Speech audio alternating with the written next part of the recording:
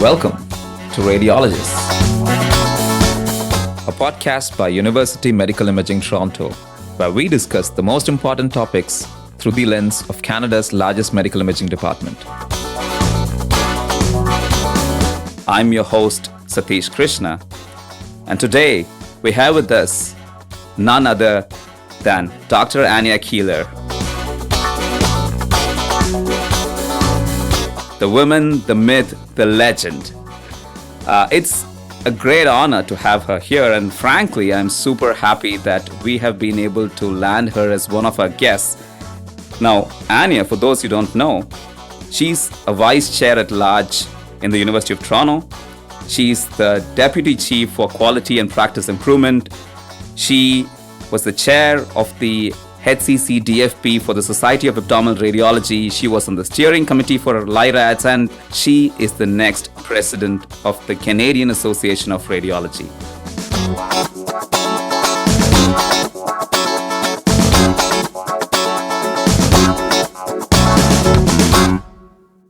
We are very pleased to have you here, Ania. It's a pleasure. Thanks so much for having me. All right, so let's get right into it.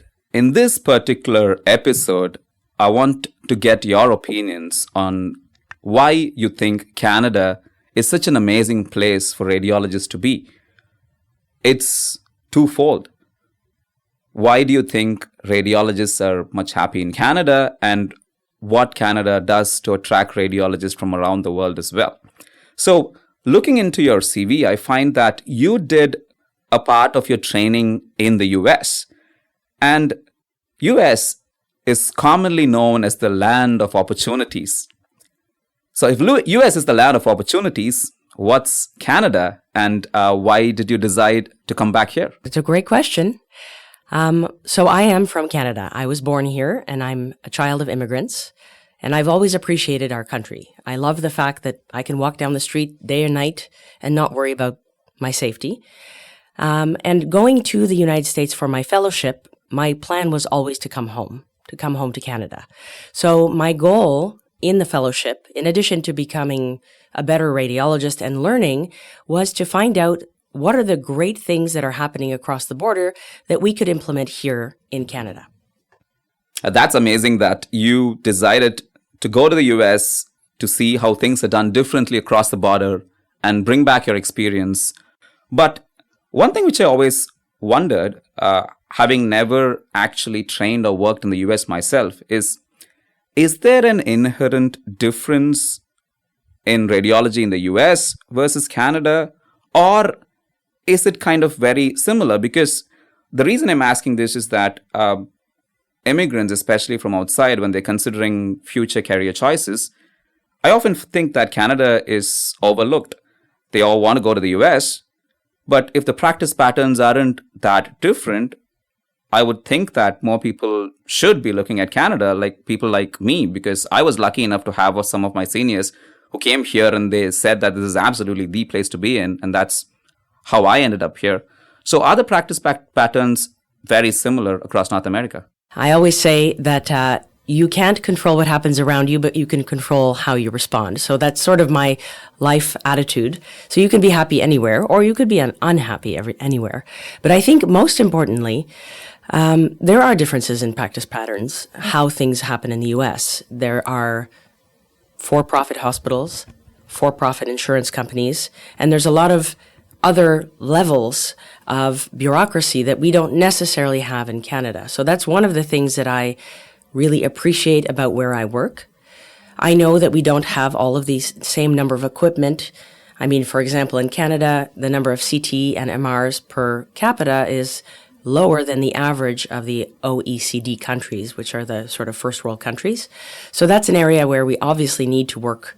And in my role at the Canadian Association of Radiologists, that's one of the things that we work on is advocacy at the federal level to get more transfer funds for imaging. However, back to why I love being in Canada, I think really our culture is one of a mosaic. So each culture is supposed to keep their roots. We're supposed to, share them with each other. And I think that's a really nice way of living. And in radiology, there's place for everybody. across the country. If you want to live in a rural place, we welcome you there. If you want to live in a big city, there's lots of opportunity as well. So academic and community radiologists have similarities, but they also have some differences. So I think there's a place for everyone here. That's perfect that you describe Canada as truly the land of diversity, in which it's not just diversity of races or it's diversity of people in general, but a diversity of ideas, diversity of practice patterns, diversity of opportunities available, in which then you can go ahead and choose everything. So once again, looking back into your lifestyle, I find that you have been in diverse practices throughout. You were the division lead, you were the head of abdominal imaging in Ottawa, which is an academic center, but it also caters to a few community hospitals like Renfrew and Nunavut. And then you also worked at Barrie, which is a beautiful place, but it's purely a community center. And now you're with JDMI, the largest academic medical imaging department in Canada, which is purely an academic place without too much community insights. So I find that there is difference of practice patterns in Canada for different people, whatever they would like. What are your insights having worked at these different places, each with different practice patterns? So having worked in different environments, again, it all goes back to each person can find their happiness wherever they happen to be. And it just depends on your life circumstances. Circumstances change, and so your needs change.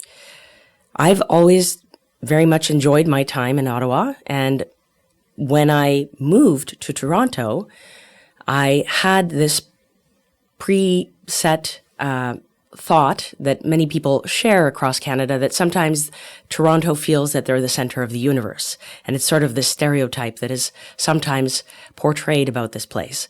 So I came with that stereotype, but very quickly when I arrived here, I realized that people are really nice. I was very fortunate that you also came here to Toronto at a very similar time to me, so I knew that I had a friend. Very quickly, it became clear to me that there are just so many interesting people here and a lot of opportunity. The city itself, as you know, has many options for different types of lifestyle. I have a small child, and so there's lots of stuff to do for families. If you are here as a single person, there's also lots to do. So from a living perspective, there's just so much to see, so much to experience.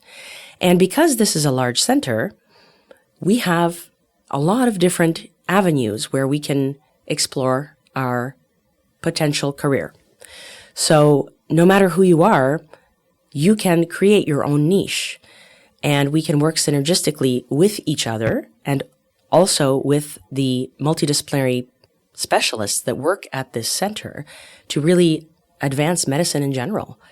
So it's something that I love about working here, is that just there's so much specialization, so many enthusiastic people, and just so much opportunity. Yeah, that's a great response. So if US is the land of opportunity, then Canada is the land of lifestyle. So to all our listeners, if you are the type who at the end of the day want to take a boat on the lake, just go fishing, then maybe Barrie is the place for you. It has an amazing shanties bay where you can just have fun like that. Instead, if you're like, oh, you're a hardcore skier or cross-country skier, then maybe Ottawa is the place for you, because at the end of the day, it's just like a 15-20 minute drive. You can be on amazing ski hills there.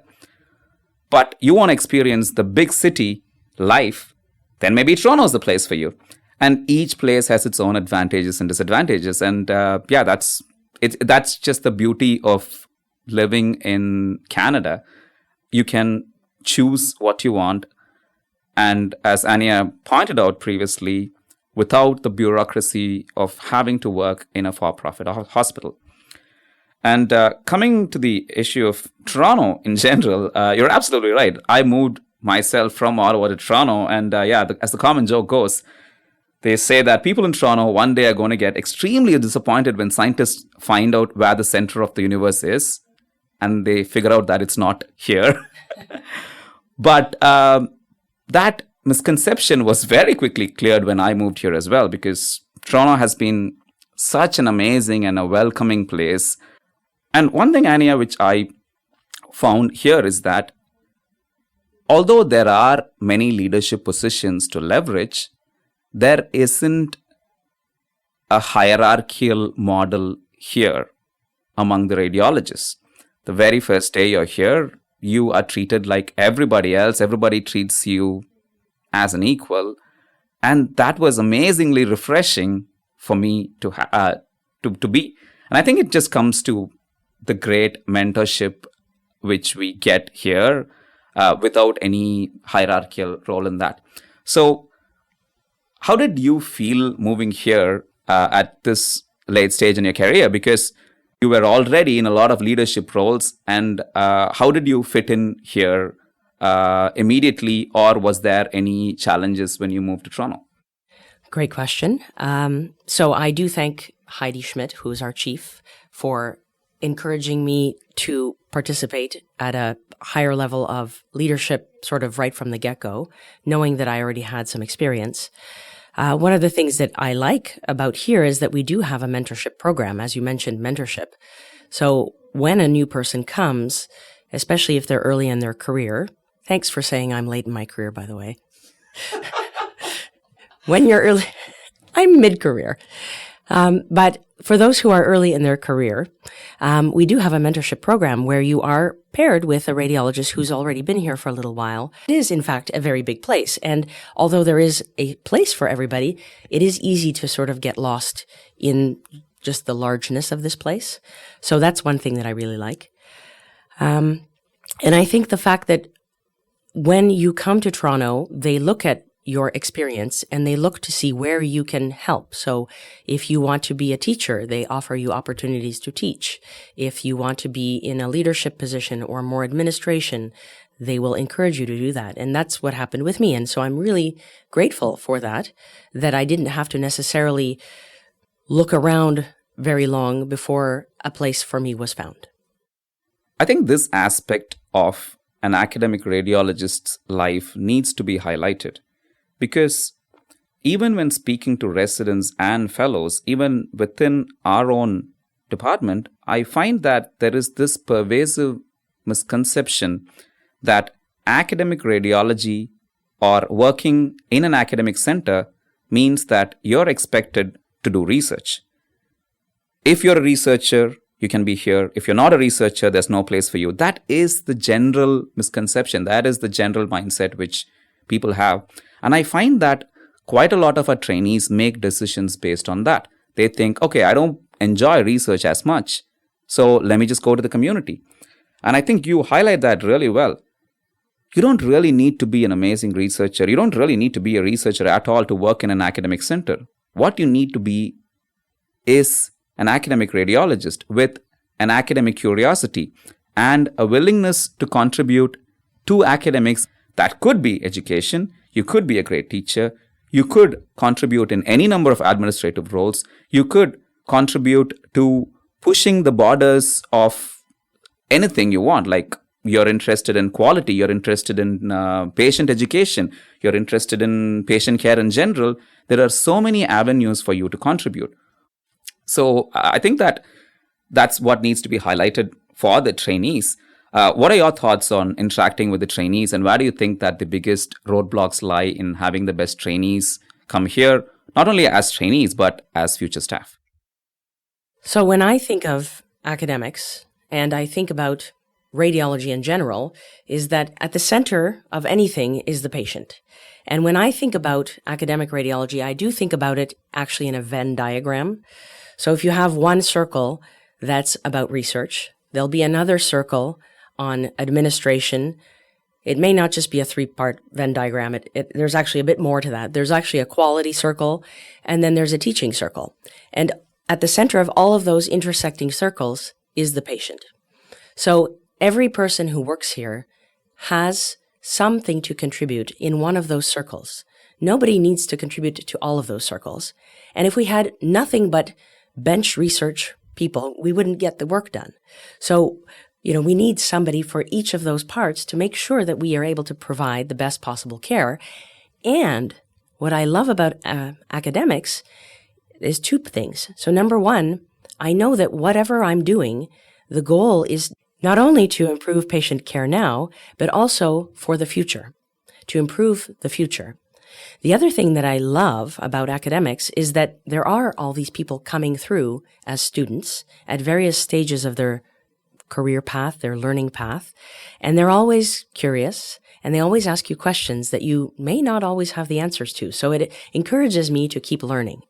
So I think one of the things that we have to make sure is that we teach the new generation, the new residents, the positive things about being in academics, and making sure that they know that all of those different circles in that Venn diagram may pertain to them, but they don't all have to pertain to them. So there's a place for each of them.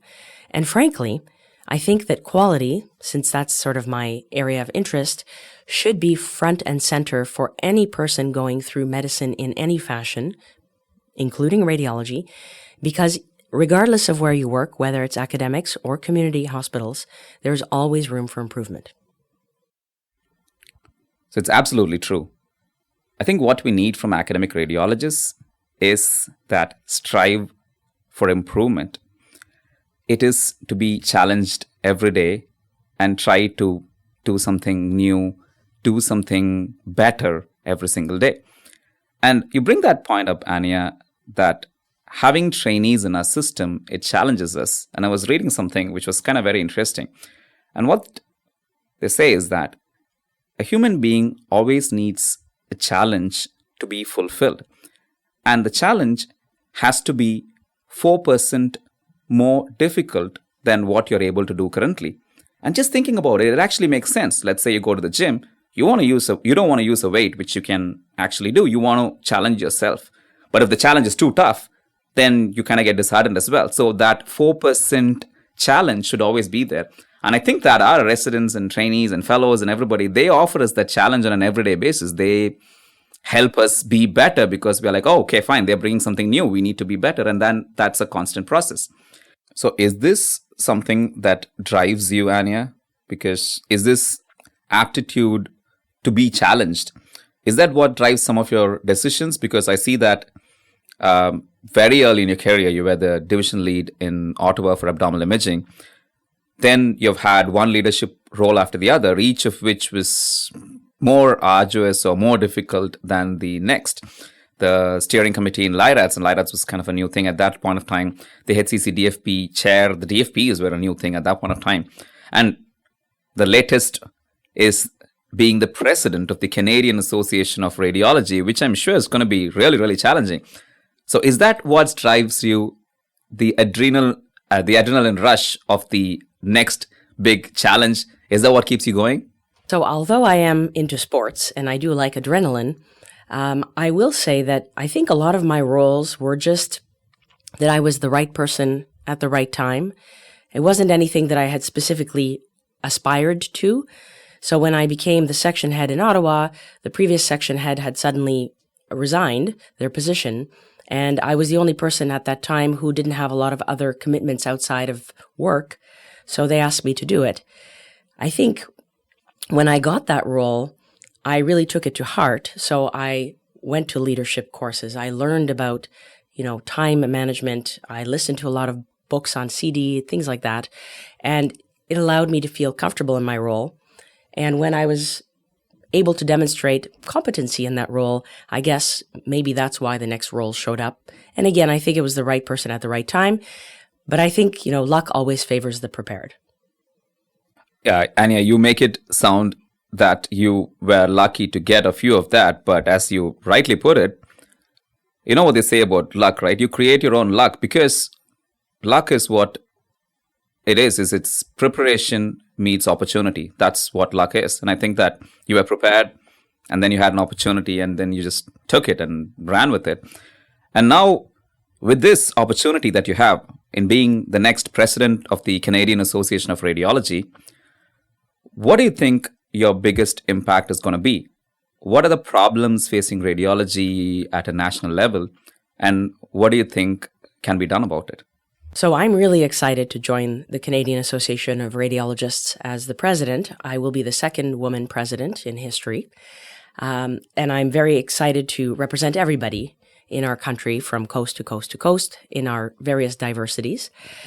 I think the CAR has been very effective in the last several years, and we have really done a lot, and the team that was behind this, including the people in the office and the entire board, in creating a few things. So number one is during COVID, they were able to pivot very quickly and work with the Canadian Association of Radiologists journal to publish a lot of papers on COVID.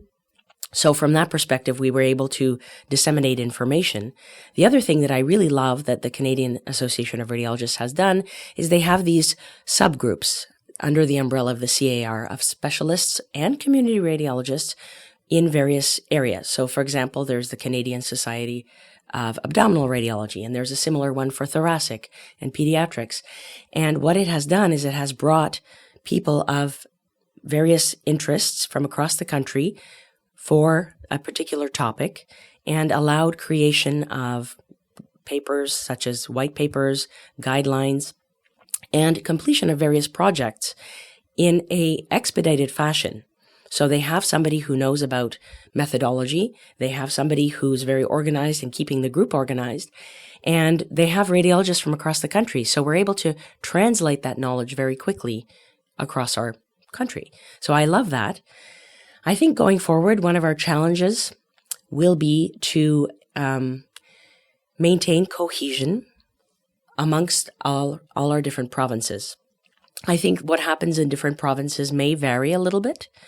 And sometimes the provinces may sort of step back and say, we're worried about ourselves and we don't have the bandwidth right now to look at a not global, but national level.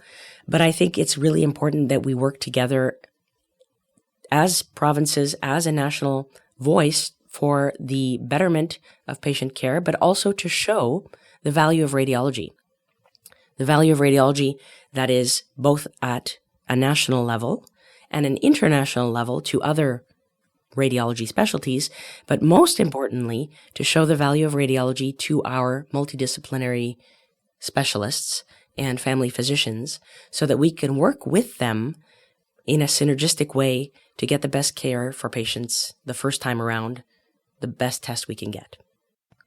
The Canadian Association of Radiologists is doing a splendid job in keeping the cohesion, as you rightly put it, and bringing everything into the national fabric.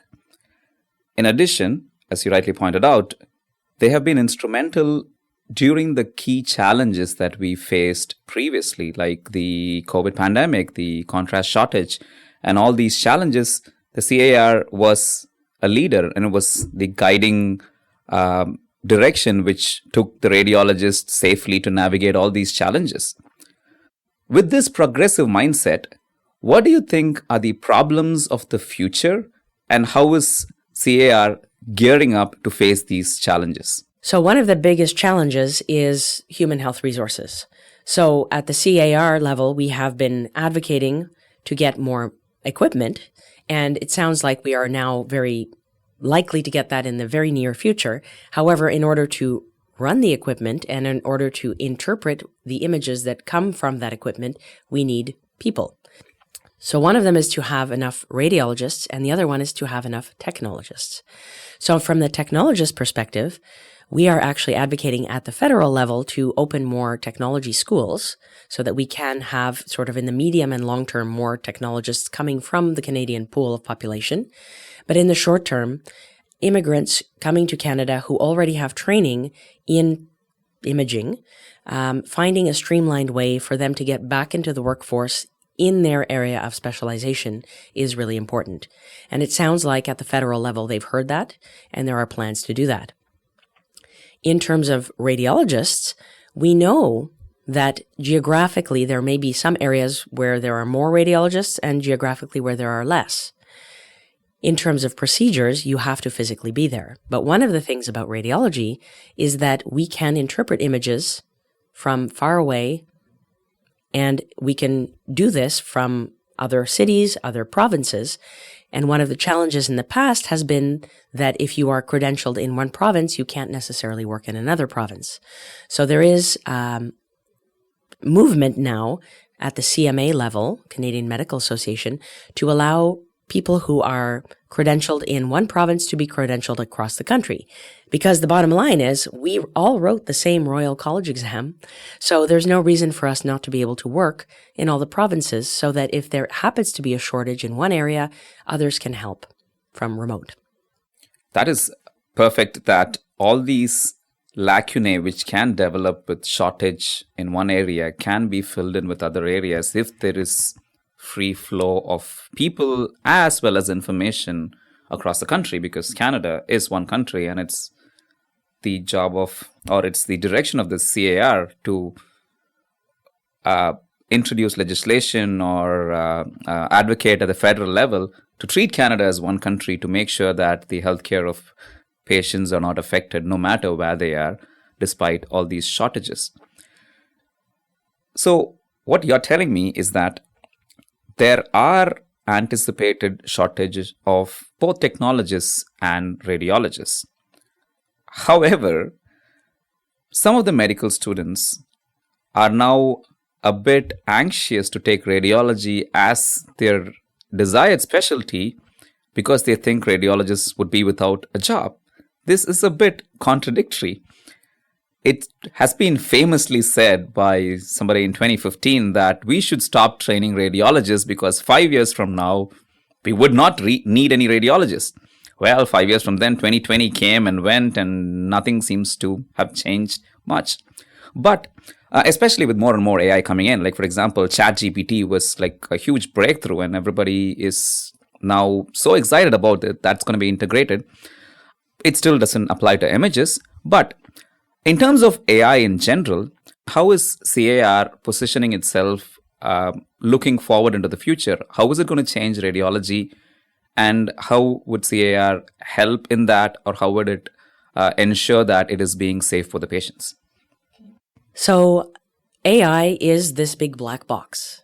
And everybody's been talking about it for a long time, as you said. In Canada, we don't necessarily see a whole lot of it right now, although I do hear that on the other side of the border, there is more AI that's being integrated in the workplace. I think in Canada, we have a lot of opportunity to improve our workflow with the use of AI for scheduling of patients, for standardization of the technology that we use, and in the future for help with detection and that sort of thing. So I think there is a lot of potential. We're not there yet. I don't think that we need to worry about having to abandon our jobs immediately by any stretch. And I think there will always be a role for radiologists in quality and assessment and standardization from that perspective. And I think that, as you pointed out, the number of studies that are being performed and required for interpretation continues to increase. So with AI, we will be able to finally keep up. I don't think we need to worry about losing our job. What we really need is something to help us to make sure that we can keep up with what's happening. One of the things that CAR, the Canadian Association of Radiologists, is working on is a radiology AI validation network. So the idea is that radiologists would be involved when a new AI technology is being proposed at a federal level to be integrated into our technology to ensure that it is A, doing what it's supposed to do, and B, it makes sense from a clinical perspective. Often the people who design these AI things are computer people, and they may not always understand the clinical aspect of what they're looking for. So having that extra step will be helpful and important to ensure that the best care for patient is preserved with the tools that are being developed. It's good to know that the CAR is on the ball, making sure that the patient receives the safest care possible, because at the end of the day, it is all about the patients. And thank you for reassuring us that AI is not out there looking, to take our jobs, like AI is not coming after our jobs, but in fact, it will make us better in our jobs. It will make us more efficient. It will make patient care much more smoother and our lives much more easier to be a radiologist in the future. And that's what we're looking towards. But we're not there yet. So we don't have AI to make our lives easier. So what do you do instead to make your life easier? How do you balance work and life? I do realize and recognize that we spend more waking hours at work with our colleagues than we do with our family. And so my perspective is always that we should do whatever we can to make our work a nice place to be. So my perspective is that we should have social events after work. And that's one of the things that that I have done over the years. So, recently we had bowling night with the fellows and staff. We've done skating. When I was back in Ottawa, skating was very easy because the canal was right there. It was the UNESCO World Heritage Site. But even in Toronto, they have lots of skating rinks that we can go to. I realize that's not necessarily, bench research, but having that cohesion and feeling part of a team is so important. I grew up doing team sports, so that means hockey, basketball, volleyball, and being part of that team always made me feel that I'm not alone. And it also encouraged me to try harder because it wasn't just for me that I was doing something, it was for the whole team. So if we create that sort of environment where we work, and each of us can contribute to that, it doesn't have to be just one person. If everybody contributes a little bit towards making our environment at work a pleasant place to be, it actually elevates everybody. It makes everybody have a better place to come to, and it sort of builds upon itself with positive energy.